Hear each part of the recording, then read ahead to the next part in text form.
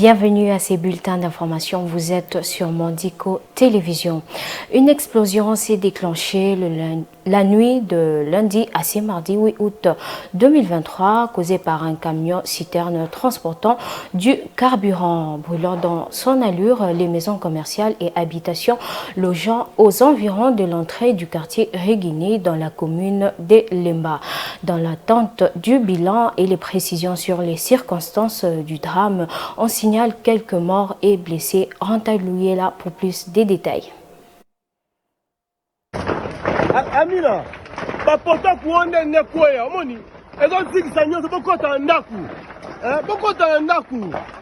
Une explosion s'est déclenchée tard dans la nuit d'hier, à ce mardi 8 août 2023 au niveau de Rond-Point-Ngaba, ce centre de négoce qui est situé entre la commune de Lemba d'une part au quartier Riguini et la commune de Makala d'autre part sur la route bypass. Ce sinistre a été causé par un camion citerne avec son plein de carburant en provenance de Loufou qui se serait renversé puis ayant occasionné un incendie qui a eu des effets néfastes sur les câbles électriques, des magasins et de maisons d'habitation tout autour, allant jusqu'au vers l'avenue Parc Virunga, précisément vers l'entrée Riguini. À l'heure actuelle, il est très difficile de donner le bilan de ces drames car il y aurait certainement de morts. Ce qu'il faut reconnaître, c'est que le dégât matériel est énorme au regard de magasins, entrepôts et chambres froides qui longent cette avenue, sans oublier le risque de suffocation pour les personnes qui occupent les maisons environnantes. La circulation routière a été rendue très difficile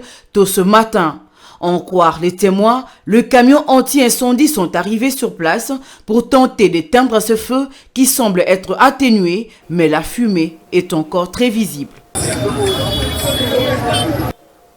Le procès du député national, ancien premier vice-président de l'Assemblée nationale et ex-président national de l'élite de pêche, Jean-Marc Kabound, qui est opposé au ministère public, est entré dans sa dernière ligne droite.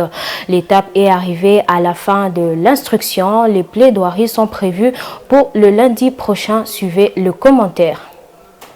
À l'audience du lundi 7 août 2023, la Cour de cassation a passé au peigne fin les 12 préventions pour lesquelles l'ancien premier vice-président de l'Assemblée nationale, Jean-Marc Kabound est poursuivi. Au finish, elle a clôturé l'instruction de cette cause avant de fixer le début des plaidoiries au lundi prochain. Face à la presse, l'un des avocats de Kabound s'est voulu rassurant sur le sort de son client en faisant allusion à la conférence de presse animée par Kabound en juillet 2022 qui constitue le déclic de ces démêlés judiciaires. Il a expliqué que les propos tenus ce jour-là par son client s'inscrivent dans un cadre politique. Pour lui, les greffes mises à charge ne se justifient pas. Conformément à l'article 107 de la Constitution, le président Kabound, qui est aussi député national, avait fait des déclarations comme un acteur politique. C'était normal pour lui d'étaler au grand jour sa position politique, a indiqué l'avocat. Plusieurs accusations sont portées contre l'ancien président haï du parti présidentiel UDPS, notamment injures publiques, imputations dommageables, outrage envers des autorités publiques, offense envers le chef de l'État et propagation des faux bruits.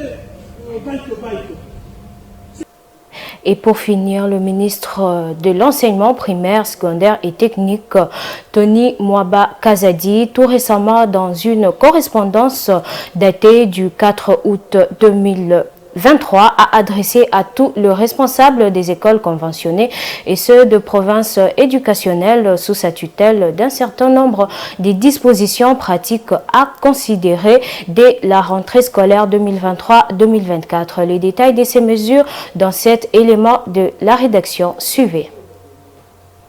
Ces mesures concernent notamment l'indépendance de l'achat des fournitures scolaires, des modalités de la paie des frais scolaires, du minerval et des inscriptions, de la confirmation des élèves dans les écoles. Pour le ministre de l'EPST, Tony Mwaba Kazadi, les parents sont désormais libres de se procurer des fournitures scolaires, les uniformes et la tenue de l'éducation physique au marché de leur choix, pas comme auparavant, dans les conditions des écoles et à des prix imposés. Quant aux frais scolaires, ils doivent être perçus obligatoirement en monnaie nationale, c'est-à-dire en francs congolais. Les inscriptions, elles sont gratuites et doivent être faites aux dates fixées par le calendrier scolaire 2023-2024. Aussi, aucun test d'admission ne doit être organisé pour les nouveaux élèves et aucun frais de réinscription ne doit être exigé aux anciens élèves, ordonne le ministre. Entre autres, aucun élève ne peut être exclu pour des raisons liées à son appartenance ethnique, radicale, religieuse ou pour des frais scolaires. Il convient de retenir qu'aucun acompte des frais scolaires ne peut être exigé avant la rentrée scolaire. Ces mesures déjà prises par le passé souffrent souvent dans leur application. Pour ce faire, Tony Baba Kazadi a invité les autorités de son ministère à prendre des sanctions sévères contre les promoteurs des écoles et responsables récalcitrants. C'est déjà la fin de ces bulletins. Je vous dis à très bientôt sur Mondico Télévision.